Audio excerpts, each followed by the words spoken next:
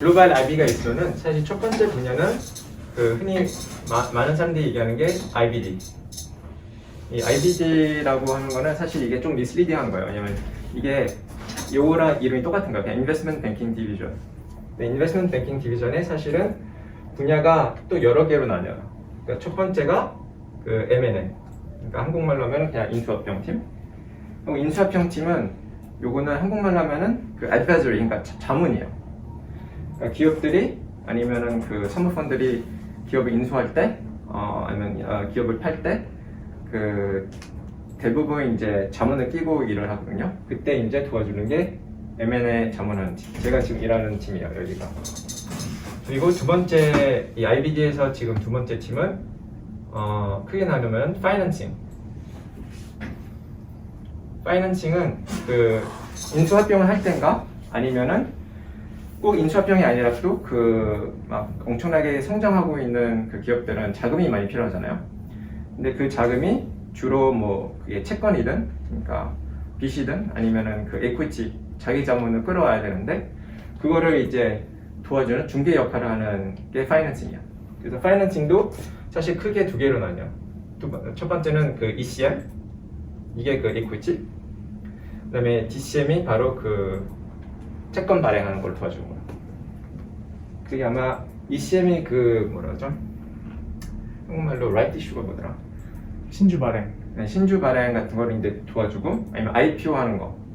IPO도 그러니까 여기서는 IPO, right issue 같은 거를 이제 도와주고 여기서는 주로 그 레버리지를 얹힐 때 하이힐 본드 아니면은 그냥 뭐 시니어 노트 뭐 ABS 이런 단어 혹시 좀 다 아세요? ABS 같은 거?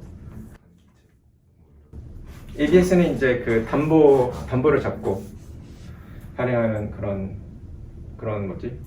채권. 채권.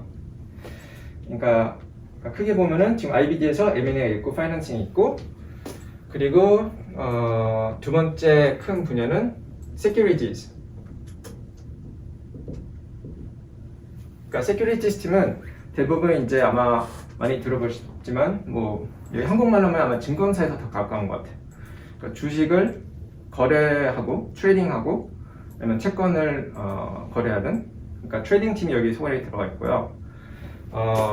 첫 번째는 트레이딩, 그러니까 거래하는 팀 하고 두 번째는 이 트레이딩을 도와주는 세일스하고 스트럭처링이 들어있어요.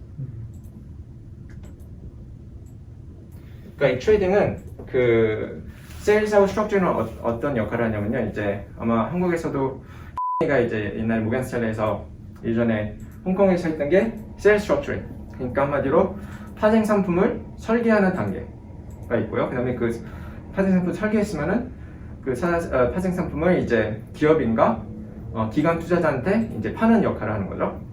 그러니까 근데 왜 기관 투자자가 그런데 이제 인수를 하냐면은 만약에 국민은행 같은 데서 아니 국민은행이군요. 국민연금 같은 데서 엄청난 많은 자금을 굴리고 있잖아요. 근데 거기서는 아마 채권에도 투자해야 된다. 주식에도 좀 투자하고 뭐 사모펀드 같은데 펀드에도 좀 투자해야 된다. 했을 때 그 중에 한 개가 채권 같은 데도 투자해야 돼요. 근데 뭐 국채 같은 데는 사실 일드가 엄청나게 작게 나와요. 특히 요즘은 뭐 일드가 워낙 낮으니까 금리도 낮고하니까. 그러니까 이런 파생 상품을 만들려면은 그런 파생 상품을 통해서 생각보다 위험도가 조금 더 높아지지만 일드가 한 뭐 예를 들어서 제가 그때 홍콩에서 일했을 때는 거의 한 4% 정도. 그냥 만약에 그 국채는 뭐 2% 정도 나오면 거의 더블로 일드를 만들 수 있는 그 파생 상품을 만들어요. 그러니까 아마 이쪽은 대부분 그 학생들은 아마 이쪽은 그 금융공학, 수학과 사람들이 많이 오고요. 퀀트 아니면은 그 금융공학을 하는 사람들이 많고 이쪽은 오히려 좀 더 경영 쪽하고 경제 그런 쪽에서 많이 오는 것 같아요.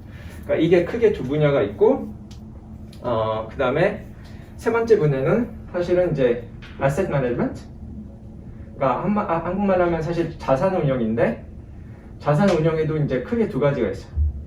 이게 그냥 그냥 에셋 매니지먼트 자산 운용이 있고 이제 MBD라고 이제 이거는 이제 그 제가 다니는 골만삭스하고 아마 모건 스탠리도 있는데 요거는 원래 예전에는 그 지금 한국에도 사모펀드가 많이 발달됐잖아요. 뭐 한국에 뭐 MBK도 있고 뭐 파넨코도 있고 하는데 근데 사실 예전에는 한 10년에서 15년 전에는 그 모든 사모펀드들이 이렇게 개별로 나와서 하는 게 아니고 이 투자은행의 일부였어요. 그러니까 투자은행의 일부여서 사실은 이런 부서들이 직접 기업을 인수하고 사고 팔았던 거예요. 그러니까 요거는 지금 자문이고 요거는 이 투자은행의 본인 자금을 써서 직접 기업을 인수하고 하는 팀이에요. 그게 이제 MBD고 이제 에셋 매니지먼트는 제3자 돈을 받아서 주식이든 뭐 채권이든 이제 펀드에 굴리는 거. MBD는 매니지먼트 바이아웃 디비전인가요? 그러면 무슨 뜻이에요? 이게 사실은 merchant 멀천 뱅킹 디비전. merchant banking division 하고 이제 다른 아마 다른 회사에서는 요거 아니면은 그냥 private equity 팀하고 그냥 같은 요거를 그냥 같은 뜻이구나. 네, 같은 뜻이에요. 크게는 이렇게 세 가지가 있고 하고 요즘은 마지막으로 이제 이런 글로벌 IB에서도 핀테크가 요즘 많이 핫하잖아요. 그래서 아마 JP 모간도 그런데 그 골만에서도 마커스. 컨슈머 파이낸스 컨슈머 파이낸스를 많이 이제 발달하고 있어요. 예를 들어서 그 전에는 이게 컨슈머 파이낸스 하면은 10년 전에는 그냥 그 카드사거든요. 근데 카드사가 원래 사실은 되게 좀 약간 보링한 사업이에요. 그러니까 일대는 높은데 위험성도 높고 하는 그런 비즈니스인데 그래서 이런 글로벌 앱에서는 사실 저는 컨슈머 파이낸스는 별로 안 했어요. 근데 요즘은 컨슈머 파이낸스를 지금 많이 하는 이유가 컨슈머 파이낸스를 하려면은 개인 그런 리테일한테 돈을 빌려주는 건데 돈을 빌려주면 자금이 있어야 되잖아요. 근데 자금이 훨씬 더 쉽게 끌어올릴 수가 있는 거예요. 핀텍 플랫폼을 만들어서. 그러니까 점포가 필요 없이 그냥 앱으로 플랫폼을 만들었더니 그냥 엄청나게 많은 그냥 개인들이 그냥 통장에다 뭐 적금 넣고 하니까 일들만 조금 높게 주면은 엄청나게 많은 그런 디포짓이 오니까 그거를 이용해서 컨슈머 파이낸스를 하겠다 해가지고 최근에는 이런 걸 많이 하게 됐어요.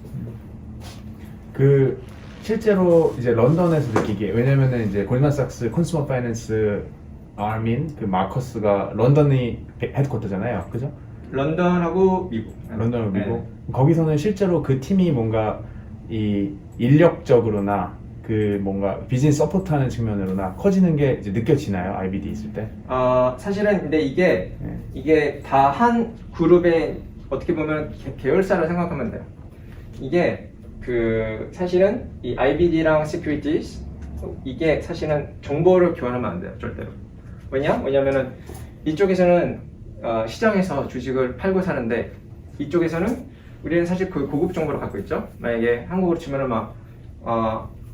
뭐 그때 한국에서 최근에 뭐 아시아나가 지금 어디지? 대한항공에 팔릴지 팔릴지 몰릴지 그런 얘기 하기 전에 사전에 아마 우리는 알고 있었을 거예요.